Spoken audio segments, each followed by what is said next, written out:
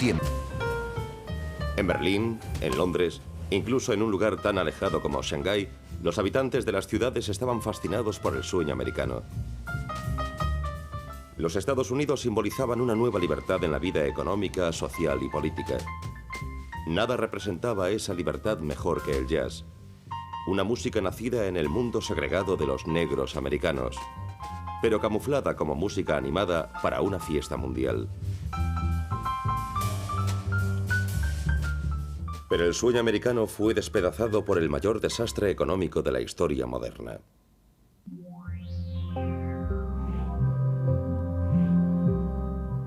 En todo el mundo, la Gran Depresión destruyó tanto el capitalismo como la democracia.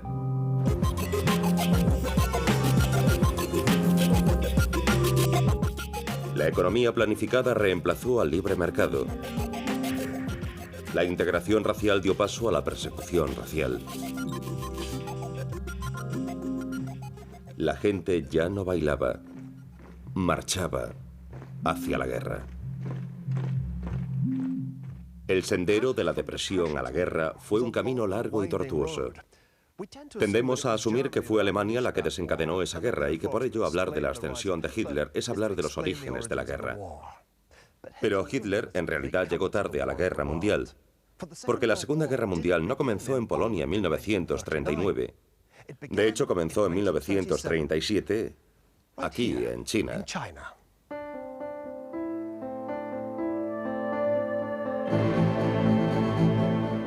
El mundo en guerra. Episodio 2.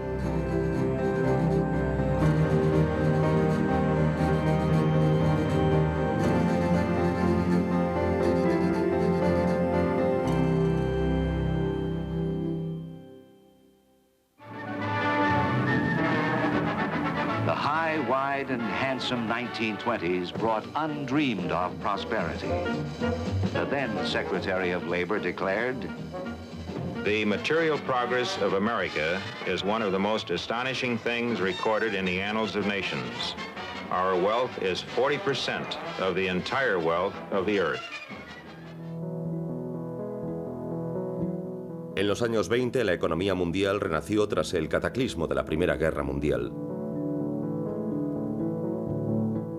Las tropas de la globalización revivieron.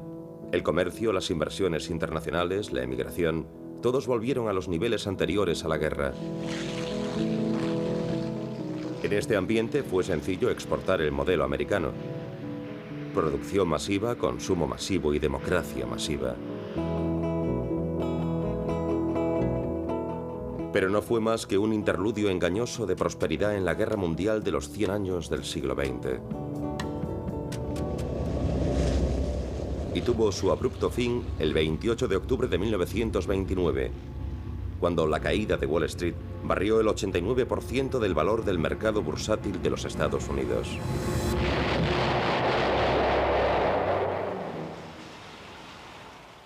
Vista a posteriori, la crisis era inevitable. Los excedentes de la agricultura y la industria pesada, los lastres financieros dejados por la guerra. Los gobiernos parchearon estos problemas elevando los aranceles y los impuestos. El comercio internacional sencillamente se desmoronó. Los efectos en la gente sencilla fueron catastróficos. within the year, 3 million Americans are ex-wage earners, unemployed. Millions of Americans, men, women, and children, wait in the cold, on bread lines, in soup kitchens.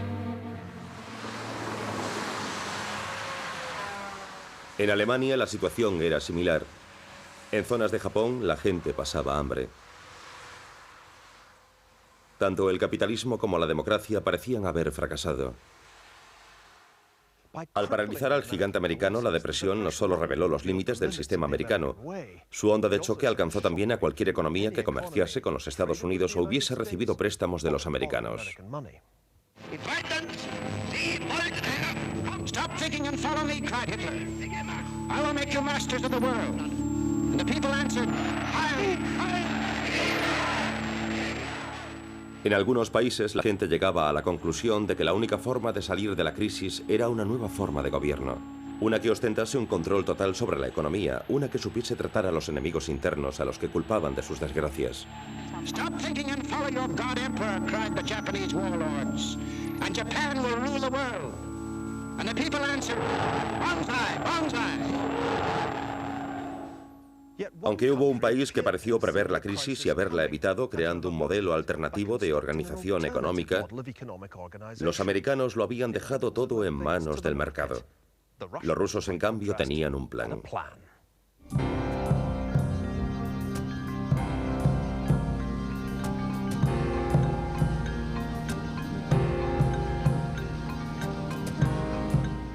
Cuanto más se convertía el sueño americano en una pesadilla, más gente parecía sentirse atraída por el nuevo modelo de economía planificada, alejada de la variabilidad del mercado, pero capaz de hitos arquitectónicos tan asombrosos como los rascacielos de Nueva York.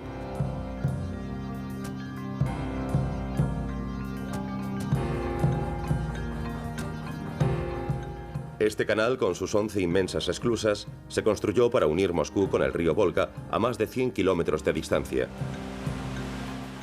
Como pieza central del primer plan quinquenal de Stalin, simbolizó el sueño aparentemente realizable del socialismo de Estado. Y los visitantes de Occidente quedaron extasiados. En 1931, el escritor socialista irlandés George Bernard Shaw fue traído aquí para presenciar la construcción de un paraíso para los trabajadores. Como invitado del régimen soviético, parecía que Shaw había dejado su habitual cinismo en la frontera. Stalin ha cumplido lo prometido hasta un punto que parecía imposible hace 10 años, y por ello me quito el sombrero ante él. La construcción del canal de Moscú al Volga era solo un ejemplo de lo que Joseph Stalin llamó socialismo en un país. Su plan para industrializar la economía de Rusia, hasta entonces rural, sin que hiciese falta una revolución mundial. Fue una propuesta que desató un encendido debate entre los intelectuales soviéticos. Stalin hizo caso omiso de estas discusiones intelectuales. Una industrialización rápida dentro de las fronteras de la Unión Soviética era perfectamente posible, respondió. Solo hacía falta fuerza de voluntad y un plan. La visión de Stalin del socialismo en un país implicaba una nueva revolución económica, una que lideraría él mismo, el supuesto hombre de acero.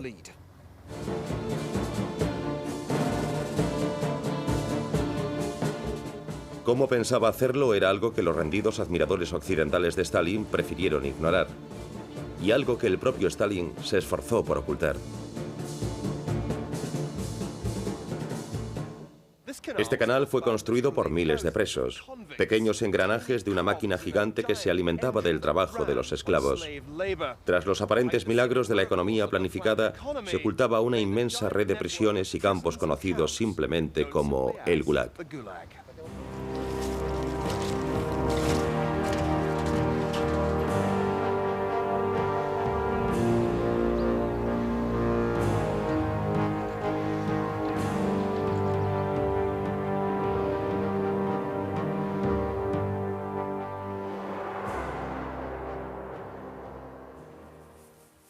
Este es el edificio de los archivos estatales rusos que alberga los antes secretos archivos del Gulag.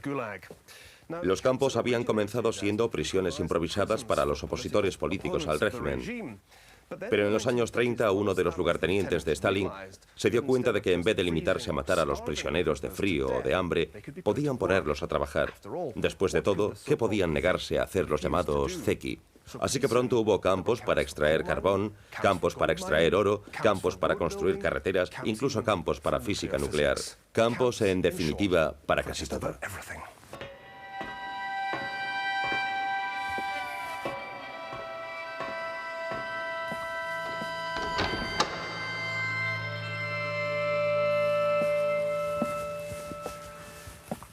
La clave era mantener este sistema provisto de nuevos esclavos, y el sistema estalinista estaba más que dispuesto a acusar de traición a cualquiera.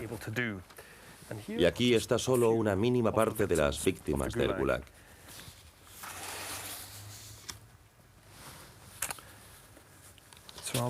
Resulta inquietante mirar estas caras. Esta anciana, Verna Klauda, fue sentenciada a 10 años en el Gulag de Perm por expresar sus opiniones contrarias al gobierno.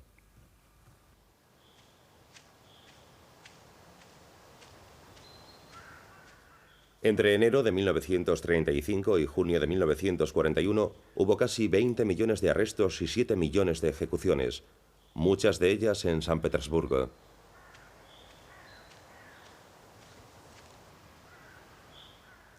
Los cuerpos de decenas de miles de personas fueron traídos aquí, a este bosque infestado de mosquitos en las afueras de la ciudad, para ser enterrados en secreto. Su paradero sigue sin conocerse. Fue un secreto de Estado hasta 1989.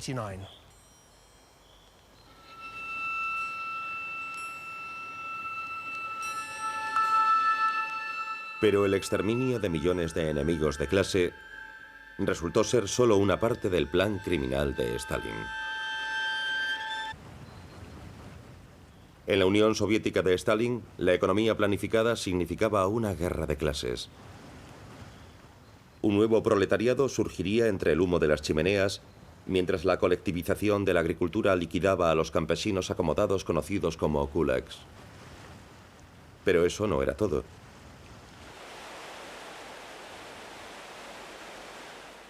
El canal entre Moscú y el Volga ofrece otro indicio de los motivos de Stalin para los asesinatos masivos.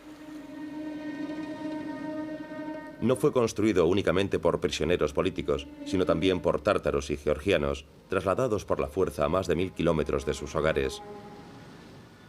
Muchos de sus cuerpos acabaron en los pilares de hormigón de estas esclusas como lastre. Porque Stalin no solo estaba a favor de la guerra de clases, también fue un pionero de la limpieza étnica. Tendemos a pensar en clase y raza como conceptos diferentes, pero en la Unión Soviética de Stalin la diferencia nunca estuvo demasiado clara. Primero, bajo Stalin, la propia clase se convirtió en un atributo hereditario. Si tu padre era un trabajador, tú también lo eras. Si tu padre era un kulak, entonces, ¡ay de ti! Segundo y más importante, Stalin llegó a considerar a ciertos grupos étnicos en lo que todavía era un imperio multinacional como gente en la que no se podía confiar.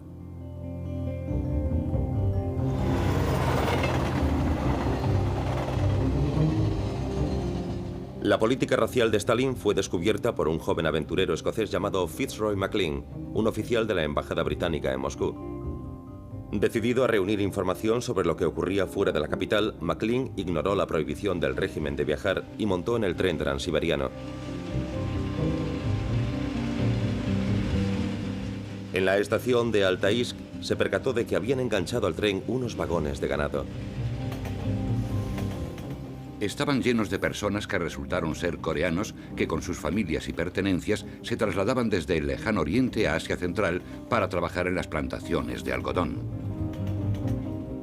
No tenían ni idea de por qué habían sido deportados. Más tarde escuché que las autoridades soviéticas habían trasladado a unos 200.000 coreanos.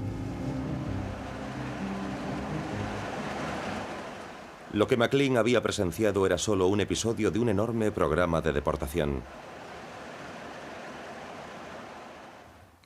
Y aquí está la confirmación de la historia de MacLean, una carta de alto secreto de Yeshov, el director del NKVD, confirmando que 171.781 coreanos habían sido transportados en tren desde el lejano oriente hasta Uzbekistán.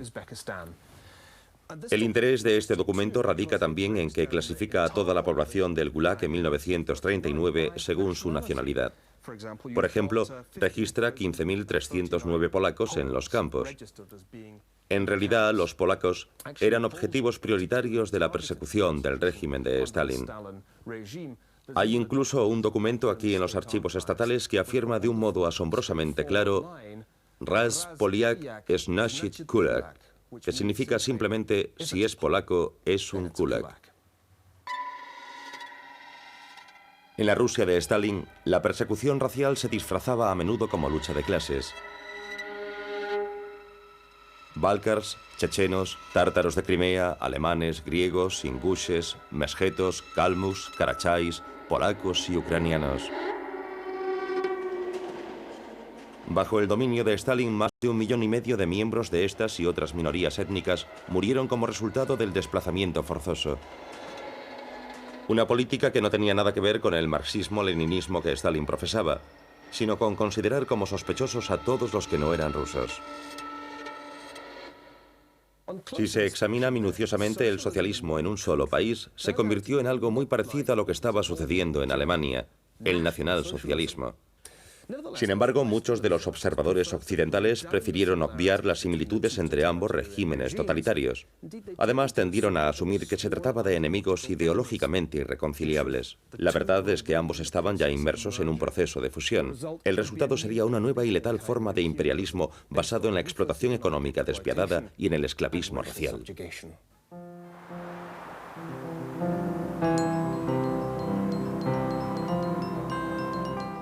A primera vista, la Alemania de los años 20 parecía la América de Europa. Grande, industrial, federal, ultramoderna. Tenía empresas enormes como Siemens, Mercedes-Benz y el Deutsche Bank.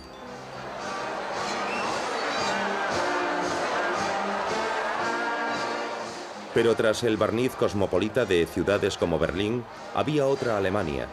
Una Alemania de pequeños pueblos como Berchtesgaden en Baviera, el destino de vacaciones favorito de Hitler, que no sentían aprecio por el frenético modernismo de la Großstadt, la gran ciudad. Todavía hoy lugares como Berchtesgaden venden el mismo tipo de cultura alemana típica y tópica. Parece algo inofensivo, algo que esperas encontrar en los recuerdos para turistas de cualquier lugar. Pero en los años 20 y 30, cuando los alemanes se referían a sí mismos como un folk, un pueblo, se referían también a algo más potente y siniestro que lo que unos ingleses con barbas llamaban música folk. Por supuesto, el mundo de habla inglesa también tenía sus pequeños pueblos, que también habían sufrido los embates de la depresión. La cuestión es por qué en Alemania y no en los Estados Unidos un revés económico llevó al derrumbe de la democracia y del imperio de la ley.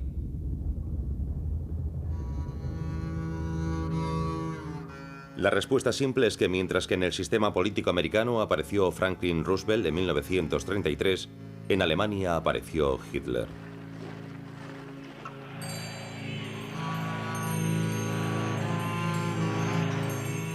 Al igual que Roosevelt, Hitler ofrecía la recuperación de la economía. Pero eso no era todo. Pretendía ser el redentor que terminaría con años de humillación nacional tras la derrota de Alemania en la guerra. La recuperación económica iba a ser el preludio de la adquisición del espacio vital más allá de las fronteras de Alemania. Los millones de personas que hablaban alemán fuera del Reich serían traídos a casa, a una gran Alemania.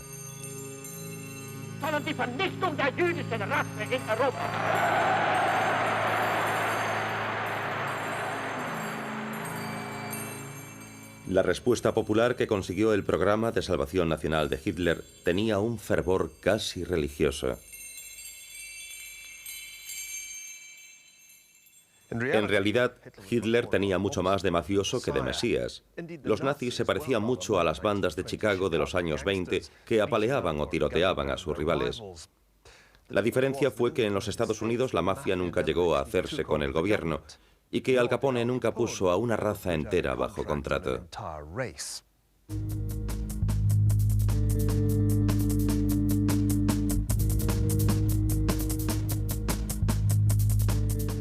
Desde sus primeros tiempos como demagogo de la derecha, Hitler no había guardado en secreto su odio hacia los judíos. Una vez en el poder, los nazis se esforzaron por presentar a los judíos como un elemento ajeno a la sociedad alemana, como en la película de propaganda El judío eterno.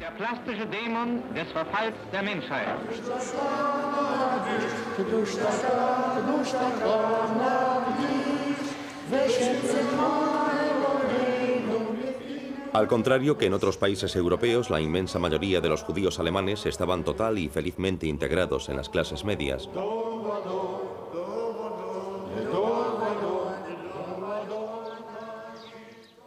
Un síntoma clave de su integración era el aumento del número de matrimonios entre judíos y no judíos en Alemania. En Hamburgo, a principios de los años 30, 1 de cada 2 judíos que se casaban lo hacían con alguien no judío. Muchos líderes de la comunidad judía alemana temían que si esa tendencia continuaba, el judaísmo terminaría por desaparecer en Alemania.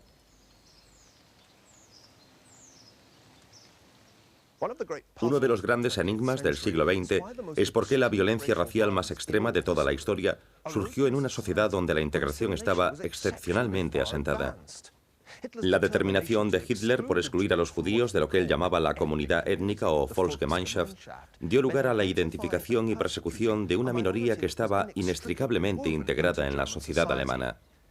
Y quizás esa era la cuestión crucial. Quizás el antisemitismo de los nazis era una reacción al gran éxito de la integración judía.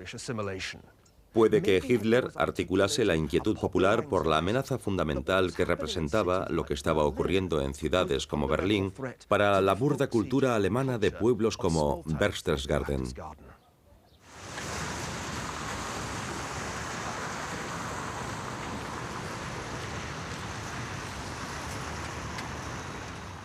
Un ejemplo perfecto de la integración germano-judía fue Viktor Klemperer. Hijo de un rabino del este de Brandenburgo, Klemperer, al igual que Hitler, había servido en el ejército bávaro durante la Primera Guerra Mundial. Después llegó a ser catedrático aquí, en Dresde. En 1906 se había casado con Eva Schlemmer, una protestante. El propio Klemperer se había convertido al cristianismo, pero su conversión no le protegió del virulento racismo que barrió Alemania en los años 30. Klemperer llevó un detallado diario de cómo la pérdida de sus libertades civiles lo convirtió en un extraño en su propio hogar. Ningún documento aporta una visión mejor de lo que se sentía ocupando el último lugar dentro del nacionalsocialismo. 11 de agosto de 1935. El acoso a los judíos se ha vuelto tan intenso que tememos ser apaleados hasta la muerte en cualquier momento. Sencillamente no puedo creer que el ánimo de las masas siga apoyando de verdad a Hitler, pero todos, literalmente todos, se encogen de miedo. Ninguna carta, ninguna conversación telefónica, ninguna palabra en la calle es ya segura.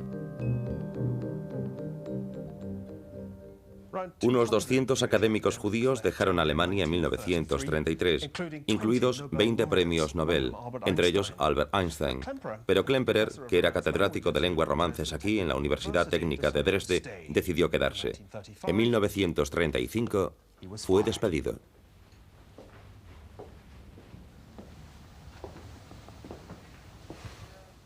Y cada día el gobierno de Hitler está más afianzado internacionalmente y por lo tanto más seguro aquí. Deben de ser los días más tristes de mi vida. Entonces, solo unos meses después, a Klemperer se le prohibió la entrada en la biblioteca de la universidad el día de su cumpleaños. A continuación, las autoridades confiscaron su sable, un recuerdo de su servicio en el ejército, su máquina de escribir, su teléfono y finalmente su coche. Y todavía quedaba su matrimonio con una aria, un asunto legal que preocupaba mucho a los nazis.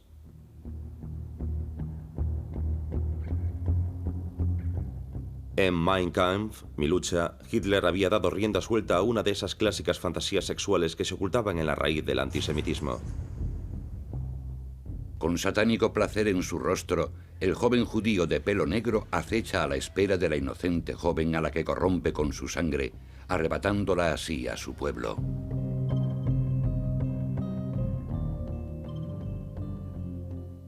El punto crucial es que cuando Hitler hablaba de que los judíos intentaban contaminar la sangre de la raza aria, lo que tenía en mente era precisamente el aumento en los años 20 de los matrimonios mixtos.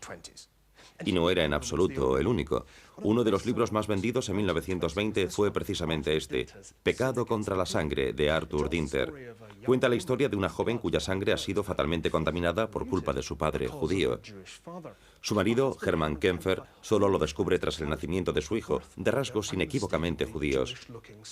Y entonces, cuando intenta casarse de nuevo con una mujer aparentemente de pura sangre alemana, le sucede lo mismo, porque ella había dormido una sola vez con un hombre judío.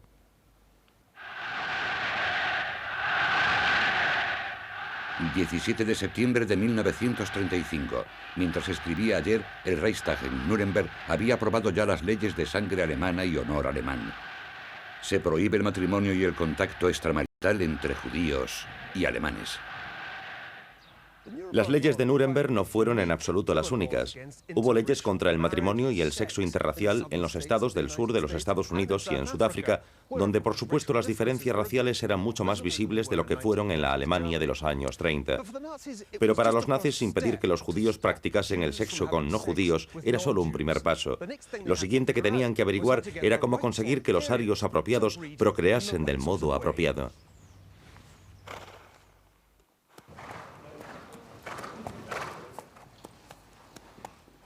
El ministro de Agricultura del Reich, Walter Darré, estaba convencido de que la respuesta podría encontrarse en la granja. Del mismo modo que apareamos nuestros caballos hannoverianos utilizando unos pocos sementares puros y yeguas, así podremos obtener de nuevo alemanes nórdicos puros.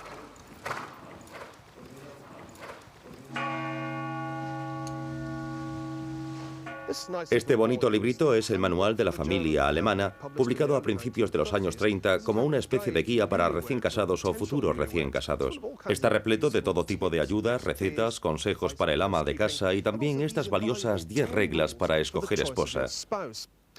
La número 1 dice, recuerda que eres alemán. La número 3 dice, mantén puro tu cuerpo. La número 5, cásate solo con alguien de sangre alemana o sangre nórdica. La número 6, no olvides preguntar por los antepasados de tu posible esposa. Si todas las condiciones se cumplen, ya puedes pasar a la número 10. Ten tantos hijos como sea posible.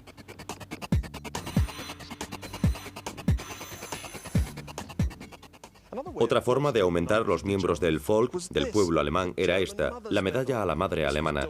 Se entregaba a las mujeres que sobrepasasen su cuota de bebés nórdicos. Como en una especie de grotesca olimpiada de la natalidad, se otorgaban medallas de oro, medallas de plata y medallas de bronce. No hay ni que decir que las mujeres judías no podían participar.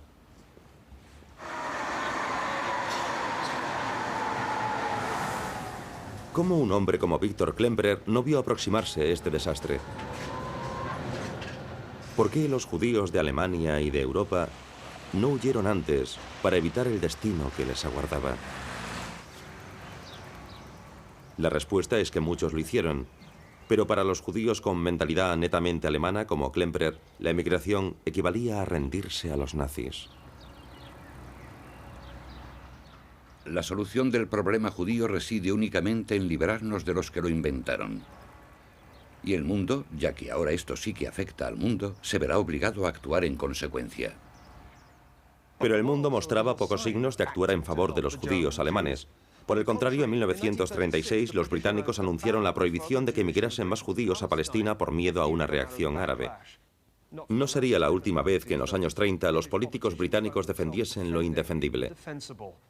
La estabilidad del Imperio Británico era lo primero, y la mayor amenaza para esa estabilidad no estaba en Alemania, sino mucho más al este.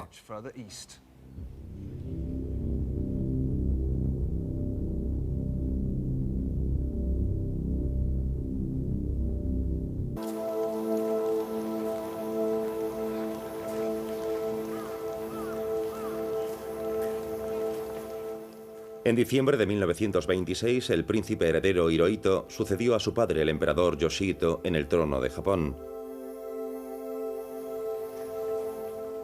Fue declarado formalmente un dios viviente, de acuerdo con la religión oficial de Japón, el sintoísmo. Uno de los templos más importantes del sintoísmo es Yasukuni, aquí en Tokio. Fundado en 1869 por el emperador Meiji, el abuelo de Hirohito, alberga las almas de los que perdieron la vida combatiendo por Japón. Pero se suponía que no entrarían nuevas almas durante el reinado de Hirohito. Irónicamente iba a ser la era Showa, la era de la ilustre paz. Pero 3 años después de la sucesión de Hirohito llegó la Gran Depresión. Los políticos civiles cedieron su poder al emperador y sus mandos militares.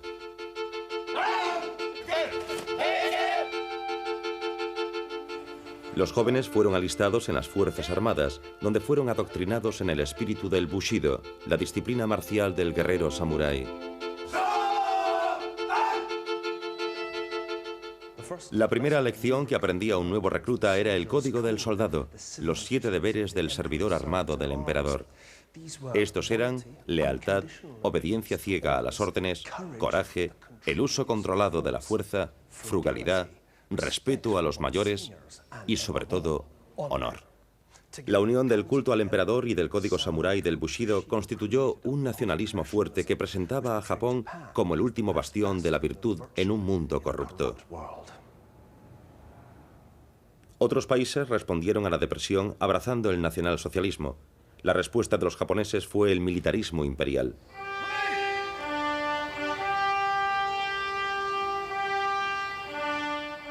Y los generales japoneses estaban de acuerdo en algo. En la catastrófica situación económica de los años 30, el imperio de Japón tenía que expandirse o morir.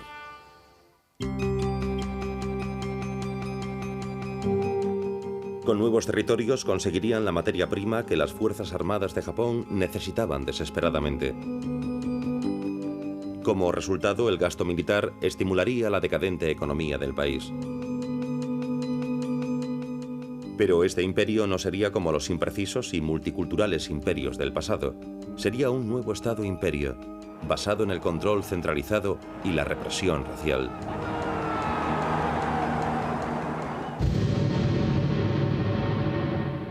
Su rampa de lanzamiento sería la provincia de Manchuria, al nordeste de China.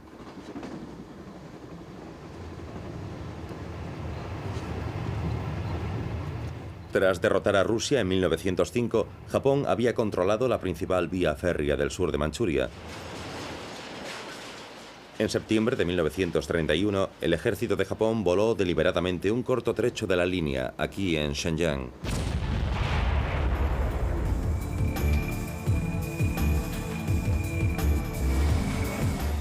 Sería conocido como el Incidente de Manchuria, un momento crucial en la Guerra Mundial.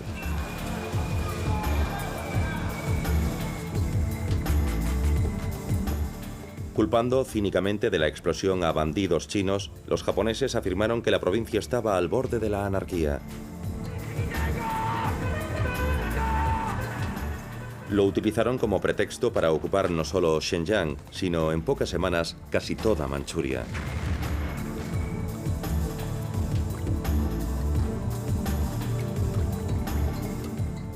A mediados de los años 30, Manchuria se había transformado en el estado satélite japonés de Manchukuo.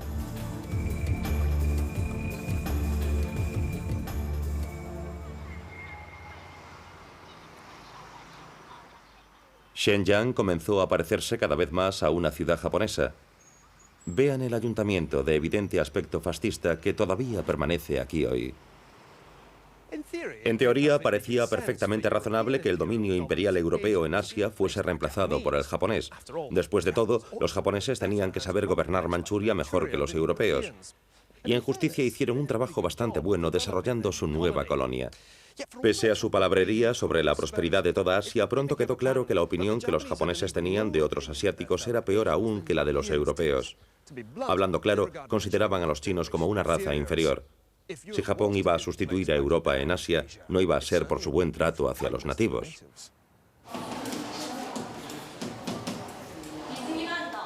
A unos 300 kilómetros al sur, en Dalian, los lugareños todavía recuerdan a los japoneses.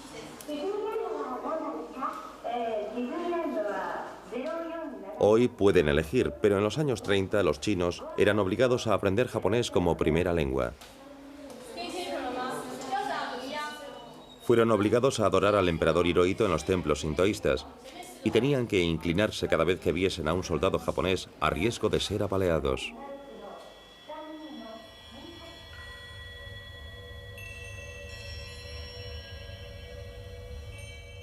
Esto era una colonia japonesa. De hecho, era gobernada como si fuese parte del país. Todavía hoy conserva un evidente estilo japonés. Se oye hablar japonés, las empresas japonesas vienen a invertir aquí, toda la ciudad está conformada según un plan japonés. Es muy diferente a las demás ciudades que he visto en China. Al caminar por aquí se puede uno imaginar cómo sería China si Japón hubiese logrado sus objetivos en la Segunda Guerra Mundial. Durante un tiempo esos objetivos parecían bastante realistas.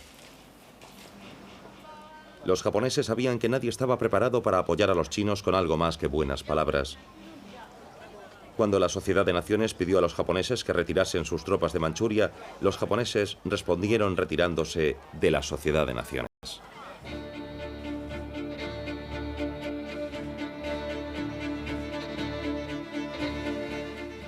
Entre 1931 y 1937, los japoneses avanzaron cada año casi sin oposición, adentrándose más y más en territorio chino. El mundo se limitaba a observar. En julio de 1937, los japoneses habían alcanzado las afueras de Pekín. Era el momento de fabricar un nuevo incidente. ¿Cuándo comenzó la Segunda Guerra Mundial? La respuesta habitual es septiembre de 1939, cuando los alemanes y sus aliados soviéticos invadieron Polonia. Pero esa es una respuesta europea a la pregunta. La verdadera respuesta es julio de 1937, cuando comenzó la guerra a gran escala entre Japón y China. Y ocurrió justo aquí, en Lukou-Chiao, a las afueras de Pekín, conocido en Occidente como el Puente Marco Polo.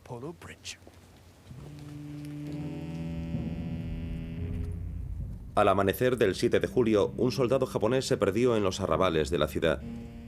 En realidad había ido a orinar, pero el ejército imperial japonés afirmó que había sido secuestrado y utilizó esto como pretexto para invadir el pueblo. Había llegado el momento de que el líder chino, Chiang Kai-shek, contraatacase. De pronto, lo que había comenzado como un incidente se había convertido en una guerra a gran escala. En agosto de 1937, la Marina japonesa intentó desalojar a los chinos del puerto internacional de Shanghái. Ahora ya no había ninguna duda. Japón intentaba conquistar la mayor parte de China, si no toda, y con la clara intención de crear un imperio que explotase los inmensos recursos de China para el beneficio exclusivo de Japón.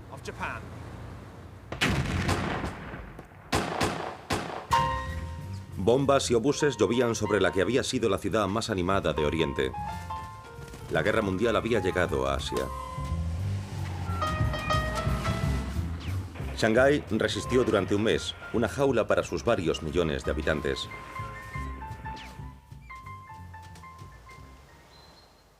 Pero en las mansiones de las zonas internacionales de la ciudad, los habitantes occidentales de Shanghái actuaban como si la guerra no tuviese nada que ver con ellos.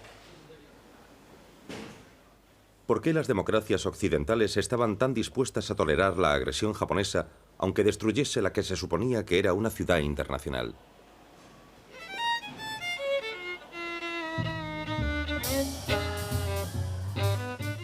Los británicos estaban especialmente desesperados por evitar una guerra con los japoneses. Defender los puertos clave británicos de Hong Kong y Singapur significaría disponer de barcos que podrían necesitar en aguas más cercanas a casa. Y la guerra es cara. Demasiado cara, seguro, para un país que todavía se tambalea por la depresión.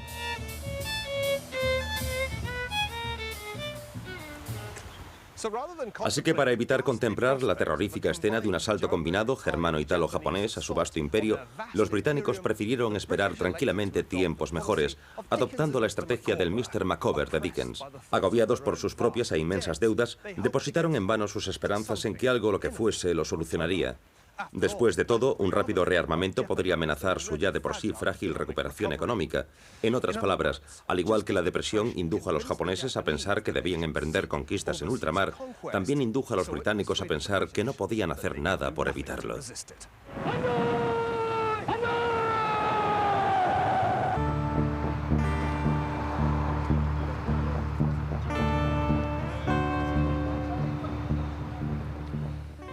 Por razones obvias, tendemos a pensar en los años 30 como el inicio de la Segunda Guerra Mundial. Nos solemos preguntar si las potencias occidentales podrían haber hecho algo por evitarla o no. Si la política permisiva con Japón y Alemania fue un error fatal que condujo a la guerra o no. Pero podríamos plantearlo en orden inverso. El apaciguamiento no provocó la guerra. Fue la guerra, los numerosos actos de agresión que barrieron el mundo en los años 30, la que provocó el apaciguamiento. 4 años después de que Japón invadiese China, Mussolini mandó tropas a Etiopía. 1 año después, Hitler entraba en Renania. En 1937, sus bombarderos aplastaban el pueblo español de Guernica. En 1938, los nazis se anexionaban a Austria. Las democracias occidentales, que todavía luchaban por recuperarse de la depresión, evitaban desesperadamente la confrontación con estos nuevos y agresivos estados-imperio. Con el apaciguamiento no intentaban mantener la paz, intentaban limitar la guerra. Después de todo, ¿qué pretendían los dictadores? Los británicos nunca creyeron realmente en el Tratado de Versalles, que había redefinido las fronteras de Europa tras la guerra. Y en cualquier caso, Hitler seguía manifestando su deseo de una coexistencia pacífica con el Imperio británico. Pero estos argumentos aparentemente razonables a favor del apaciguamiento se reforzaban con algunos prejuicios totalmente irracionales. La cuestión crucial es que no pocos miembros de la sociedad británica estaban de acuerdo con algunos aspectos de la política de Hitler, incluso con su antisemitismo. Lord Londonderry, ministro responsable de las fuerzas aéreas en los primeros años 30, estaba tan a favor de Hitler que escribió un libro entero defendiendo el régimen nazi, incluso su persecución a los judíos. No tengo un gran afecto por los judíos.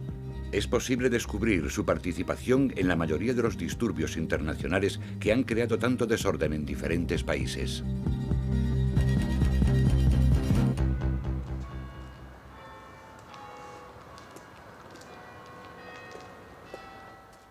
Para comprender por qué la sociedad británica subestimó el peligro que Hitler representaba, solo hay que pasar unos días aquí, en Oxford. Muchos de los partidarios del apaciguamiento solían reunirse en el Colegio Mayor de Todos los Santos, el All Saints College. Uno de ellos era el editor de The Times, Geoffrey Dawson, que antes había sido tesorero del Colegio Mayor y que tenía gran influencia sobre el primer ministro británico Neville Chamberlain. Estoy sentado en las habitaciones de Dawson en el All Saints College, hojeando una de sus ediciones de The Times, que contiene un artículo de Lord Ludian, otro eminente aristócrata favorable al apaciguamiento. Ludian escribió: Herr Hitler me ha dicho a mí explícitamente, al igual que lo ha hecho públicamente, que lo que los alemanes pretenden es la igualdad, no la guerra. Y esta es la cita decisiva de Ludian. Tenemos muchas más probabilidades de hacer que Alemania se interese por la paz europea, tratándola como un amigo y un miembro de la comunidad europea. El 10 de marzo de 1938, Dawson asistió a la recepción de despedida en Londres del embajador alemán Joachim von Ribbentrop. Al día siguiente, las tropas alemanas entraron en Austria. En este punto, otro residente del All Saints College, el historiador Isaiah Berlin, comenzó a notar el escalofrío del derrotismo en Dawson y sus compañeros. No hablaban de apaciguamiento delante de nosotros, pero sí en privado en sus habitaciones. Eran fundamentalmente racistas. No eran antisemitas de un modo evidente, pero creían en los antepasados arios. Alemania, Escandinavia, el Imperio Blanco. La defensa de lo que podrían llamarse los valores occidentales blancos contra los horrores de Oriente. Los comentarios de Berlin suenan hoy bastante mordaces, pero es fácil olvidar que en ese momento el apaciguamiento era una política popular. Chamberlain fue saludado como un heroico pacificador cuando regresó de Múnich en septiembre de 1938. En realidad, se había limitado a entregar las partes germanohablantes de Checoslovaquia a Hitler a cambio de una promesa de paz.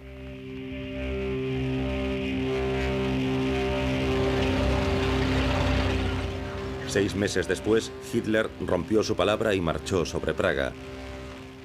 Checoslovaquia simplemente dejó de existir. Eso no era paz. Solo era conquistar sin disparar. En los viejos tiempos habría sido un asunto bastante sencillo detener las ambiciones territoriales de Hitler. Solo habría hecho falta la alianza de 1914 entre Gran Bretaña, Francia y Rusia. Y si tal alianza hubiese hecho algo por ayudar a Checoslovaquia en 1938, Hitler podría incluso haber sido depuesto por su propio ejército. Pero no sería así. Si Chamberlain hubiese descubierto el farol de Hitler sobre Checoslovaquia, el coste de enfrentarse a los nazis hubiese sido mucho menor de lo que fue un año después. Entonces, ¿por qué no hizo lo que Churchill recomendó? Firmar un pacto con los rusos. De todas las razones para apoyar el apaciguamiento, quizás la mejor era que hasta 1939 Hitler no había hecho nada comparable a la campaña de violencia desatada por Stalin contra los pueblos de la Unión Soviética. Está claro que Dawson y los suyos cerraron un ojo ante la realidad del régimen nazi, pero mucha más gente de la izquierda británica cerró los dos ante los horrores del estalinismo y tardaron mucho más en abrirlos.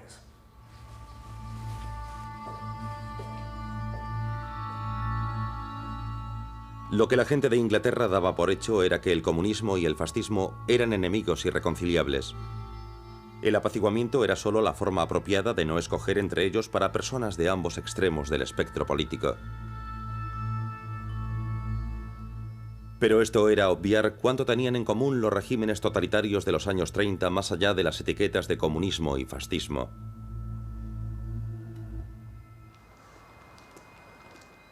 Todos abogaban por el modelo de la economía planificada como una alternativa al mercado libre. Todos aspiraban a ejercer control sobre todos los aspectos de la vida de su pueblo. Todos sentían desprecio por las supuestas razas inferiores. Pero había una importante diferencia. Stalin ya tenía un imperio. Los japoneses estaban en camino de conseguir uno. Pero en 1939 la carrera de Hitler como conquistador no había hecho sino empezar. Con un primer ministro más astuto, esa carrera podría haber llegado a un final humillante y prematuro en Checoslovaquia. Pero en muchos sentidos, el apaciguamiento salvó a Hitler de sí mismo. Ahora, para estar seguro de que su siguiente movimiento entrañaba menos riesgos, hizo lo único que nunca esperarían los que estaban a favor del apaciguamiento. Hizo causa común con su supuesto archienemigo ideológico Stalin. El tiempo de trazar planes económicos había terminado. Ahora Hitler y Stalin tenían que seguir el liderazgo japonés y comenzar a trazar planes de guerra. La falsa paz del apaciguamiento había terminado.